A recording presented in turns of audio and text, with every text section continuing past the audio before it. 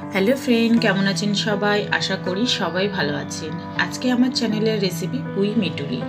এই পুঁই মিটুলিটা কিন্তু এই শীতকালে খুব ওঠে। আর এখন দেখুন সবজিও অনেক ধরনের উঠেছে, তাই আমি অনেক রকম সবজি দিয়ে এই পুঁই মিটুলিটাকে রান্না করব।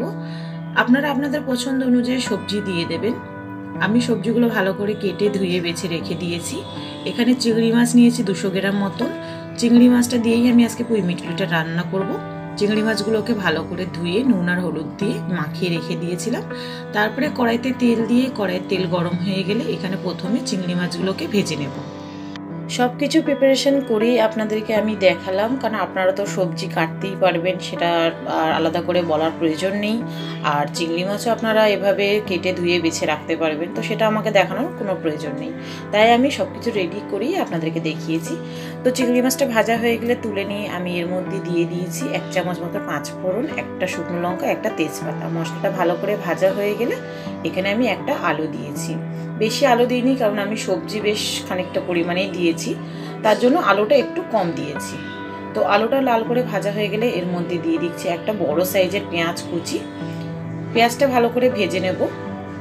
আমার চ্যানেলে যদি বন্ধুরা নতুন হয়ে থাকেন, আমার চ্যানেলটাকে সাবস্ক্রাইব করে বেল আইকনটা অবশ্যই প্রেস করে দেবেন, যাতে নতুন নতুন ভিডিও নোটিফিকেশন সবার আগে আপনাদের কাছে পৌঁছে যায়।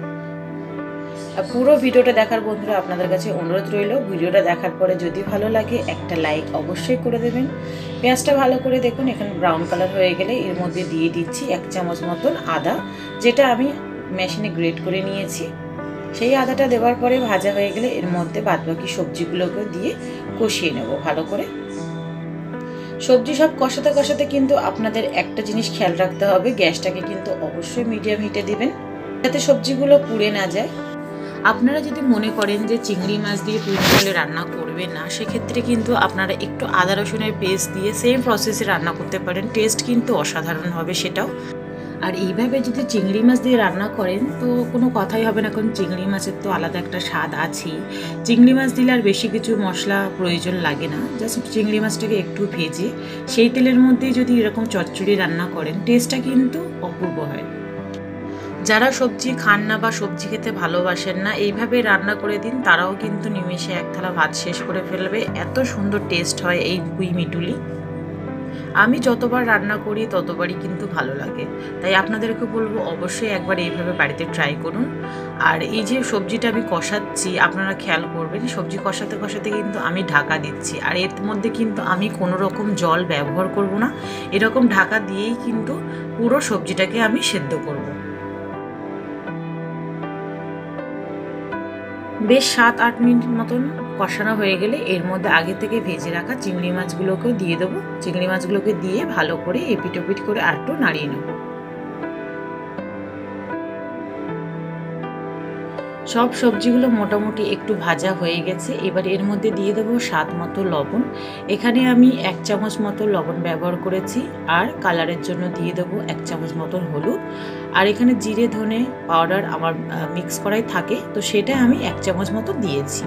আর কিন্তু এখানে কোনো রকম মশলা আমি ব্যবহার করব না বন্ধুরা। ভালোভাবে সবজিগুলোর সঙ্গে মশলাগুলো একসাথে কষিয়ে নেব।